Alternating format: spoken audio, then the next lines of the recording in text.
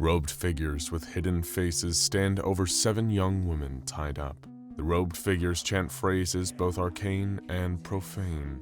The leader amongst these dark cultists clears his wicked throat and says, "Be not afraid, girls. You are here for something wonderful. To beget 7 perfect children for the Scarlet King."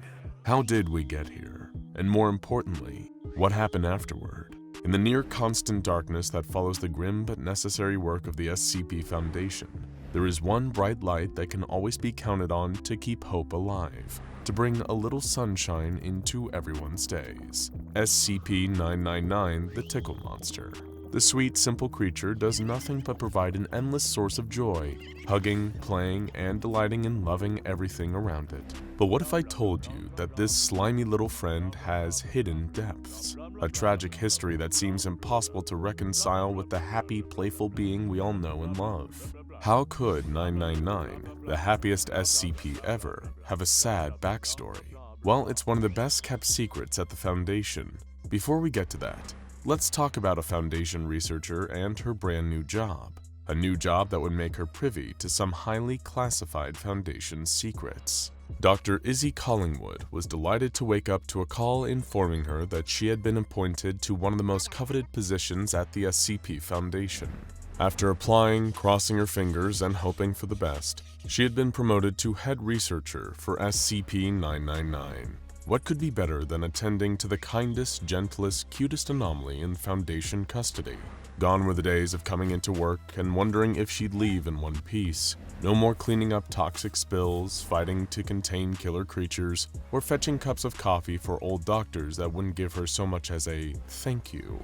Years of hard work had paid off. Now she could rest on her laurels and do work that she truly enjoyed. There was just the matter of some simple paperwork, and she would be ready to begin this extremely welcome new chapter of her professional life. When she walked into her office to get started on the paperwork, something unusual caught her eye. There was a small stack of files on her desk, with a sticky note attached to the front. There were just 2 words written on the note to indicate what might await her inside the folders. The truth. She scoffed at first. "Very funny, guys," she called out the door, but no one responded. No one came forward to take credit for the elaborate joke. Maybe they were playing the long game, or maybe she couldn't be sure. She sat down, flipping the first folder open. It was untitled, unlabeled, just plain text on a page. She almost closed it after a brief scan, but the words, "The Scarlet King," jumped out at her. She had worked at the Foundation long enough to hear that name more than a few times, often spoken in hushed tones, as if merely speaking his name would bring about some kind of disaster. As she dug deeper into the file, she realized just what she was looking at: the proposed origins of the Scarlet King himself. It was a folkloric explanation, one her scientific mind struggled to wrap around, but she had seen so many strange things over the years, things that defied all rational explanation. Perhaps there was some truth to be found in the myths. The Scarlet King had, according to the file, once been an elder god born from the earliest days of existence in the shadows of the Tree of Knowledge. He had devoured his brothers and sisters, growing stronger with each one he consumed. As his strength increased, so too did his overwhelming pain and hate, his deep desire to destroy the Tree of Knowledge and all living creatures. He declared himself the King of Darkness, and through a series of horrific events, took 7 unwilling brides and bound them to him with magical seals. Each bride bore supernatural children, powerful, terrible, and monstrous. The first bride, Atvik, had only a few children. Those few were skilled strategists, exceptionally wise in the ways of war. The second bride was Akor, overcome with constant despair and desolation. Her children conquered with massive, unthinking armies, never sated and never quelled. The third bride, Aristat, hated her sisters and all she surveyed. The fourth bride, Azieb, took the shape of a great beast. Her children followed in her steed and were invulnerable, their thick hides impenetrable by physical or magical means. The fifth bride was Anhut, blessed with a strong mind and cursed with a fragile body. Her children were gifted in the ways of magic and incredibly destructive. The sixth bride, Adtilif, would not speak. She kept to herself, and like her children moved in silence, disguising themselves as whatever they wished. The seventh bride, however, was different. Ahabat was her name, the smallest of the seven, with an unbroken spirit. She birthed mighty heroes that she trained in secret, in hopes that one day they would overcome her family's darkness and topple the king from his throne. All the while, the Scarlet King wages his unholy war against all things, waiting for the day he can arrive in our realm and unleash absolute destruction. Dr. Collingwood shuddered as she finished reading, an undeniable chill passing over her. This definitely wasn't some kind of prank or hazing ritual. This was something dark, something real. She held secrets in her hands, and she couldn't stop reading them now. She opened the next folder. It was a description of a cult, monitored and rated by the SCP Foundation, called the Children of the Scarlet King, also known as Group Mendez. During a 16-month investigation of the anomalous religious group, the Foundation's undercover operatives were able to ascertain a great deal of pertinent information on the group. What they found was troubling and of great concern. The group had ties to several wealthy benefactors, as well as links to extremist paranormal groups. Their set of beliefs was relatively simple and disturbing. They worshipped the Scarlet King and were devoted to supporting him in his battle to destroy the Earth and all life as we knew it. The faithful who followed him in this task would be rewarded handsomely with positions of power in this new hellish world. An initial estimate put the cult's membership at approximately 8,000 members, a quarter of whom belonged to the group's primary branch in Alabama. The reporting on the cult was detailed, far too dense and heavily researched to be fake. Again, she had the distinct feeling that someone was trying to tip her off about something the Foundation hadn't wanted to be widespread knowledge. With shaky hands, she picked up the final file. What awaited her inside? There was only one way to find out. She flipped it open and began to read. It was a file on an entity known as SCP-231. Specifically, SCP-231-7. An addendum was attached to the beginning of the file reading, "All personnel assigned to SCP-231-7 must rotate out for 1 month of psychological counseling after 2 months on site. SCP-231-7 is to be kept at an undisclosed location. All personnel assigned to SCP-231 will be transported there blindfolded from Site-19 by a route including no fewer than 7 different forms of transportation, including but not limited to aircraft, automobile, underground tunnel, and several we cannot discuss here. Removal of the blindfold during the transport process is grounds for immediate termination. Personnel assigned to SCP-231-7 must undergo heavy psychological testing before being cleared to enter the site. Individuals must score at least 72 points on the Milgram Obedience Examination, be unmarried, have no offspring, and express nothing less than total loyalty to the Foundation. Normal psychological screening procedures against access to disorders are waived, so long as the Class D personnel in question has the mental capacity to carry out Procedure 110 Montauk as needed. Personnel who express sympathy towards SCP-231-7's plight and/or express a desire to rescue or sympathize towards SCP-231-7 will be transferred to another project without delay. Any actual rescue attempts will be met with immediate termination.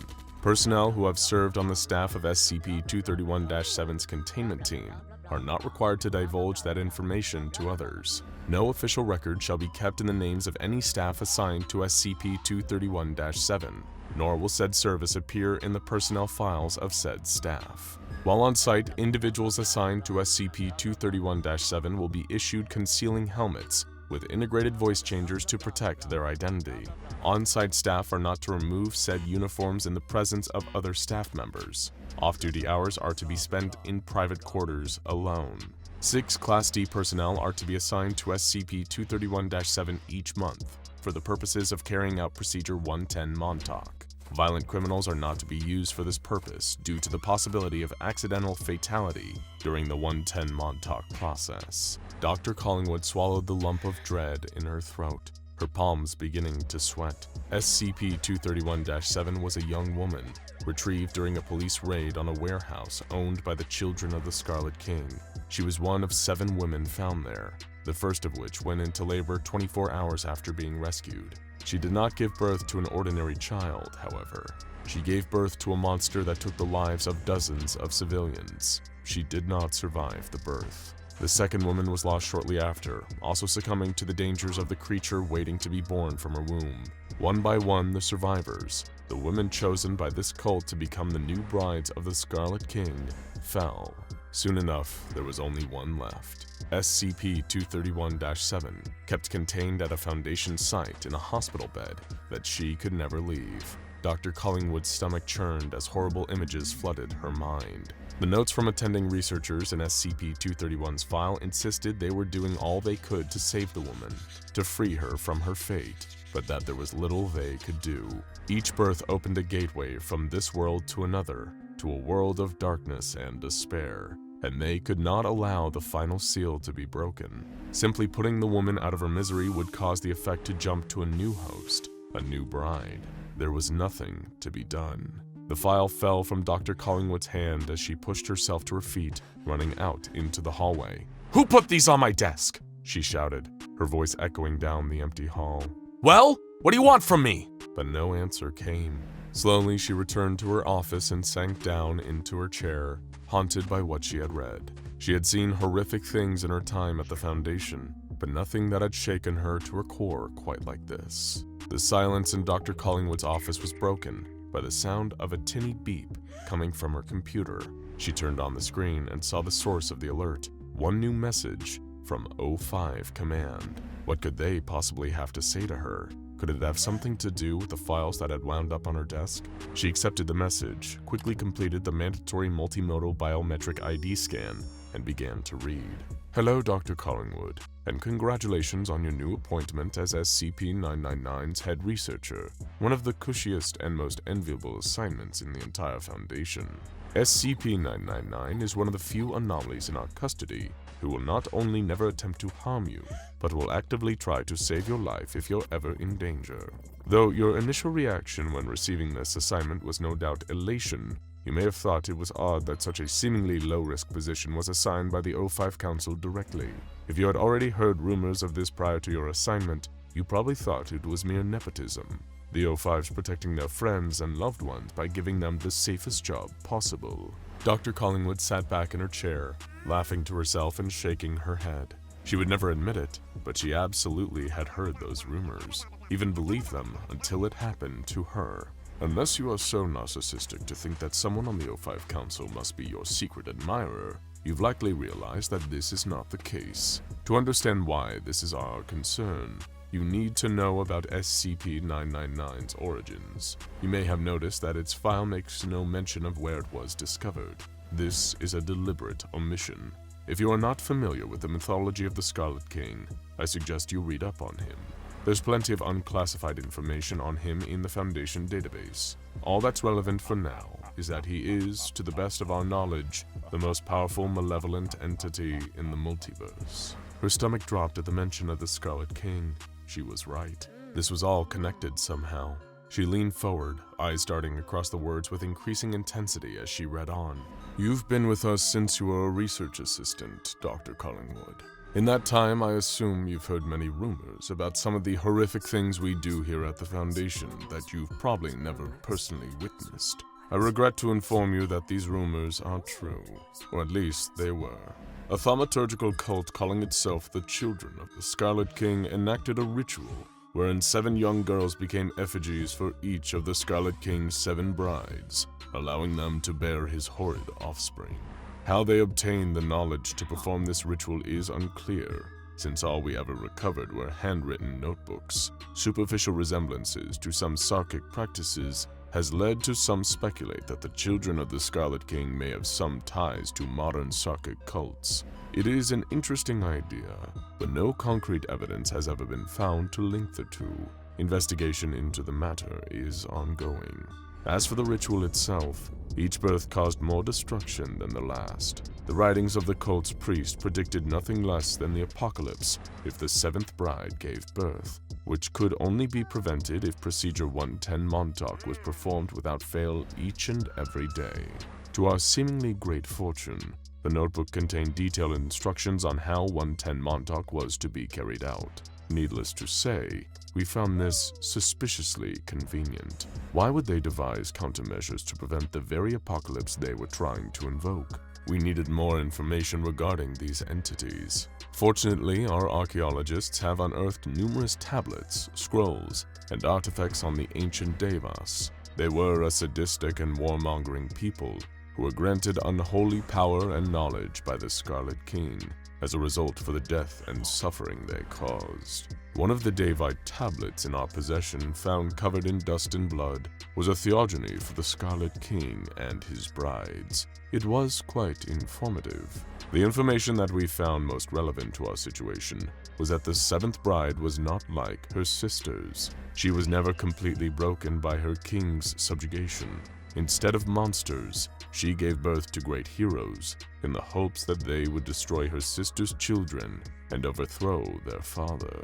Thus far, all have failed, but by a vote of 7 in favor, 6 against, admittedly more out of concern for Procedure 110 Montauk's lack of viability as a long-term containment strategy than out of empathy for the girl, the O5 Council decided to believe that the seventh bride still remained unbroken and that her child would be an asset to us. At the risk of causing an XK-class end-of-the-world scenario, SCP-231-7 was relieved from Procedure 110 Montauk following the deaths of SCP-231-1 through -6 and was allowed to give birth. SCP-999 was the result. Dr. Collingwood gasped, her hand flying to her mouth. A research assistant walking by her office paused, looked at her curiously through the window. She waved them off with a forced smile and turned back to the screen. Surely she couldn't have read that correctly. But no, there it was, plain as can be.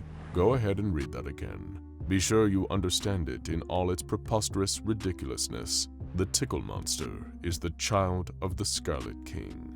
We've been running a counterintelligence campaign ever since, which is why everyone and their mother thinks we've still got a girl strapped to a rack in a bunker somewhere. Let them think that. Far better for everyone that the children of the Scarlet King believe that they're playing us for fools than for them to know that there is a threat to their king. The girl herself is fine, by the way.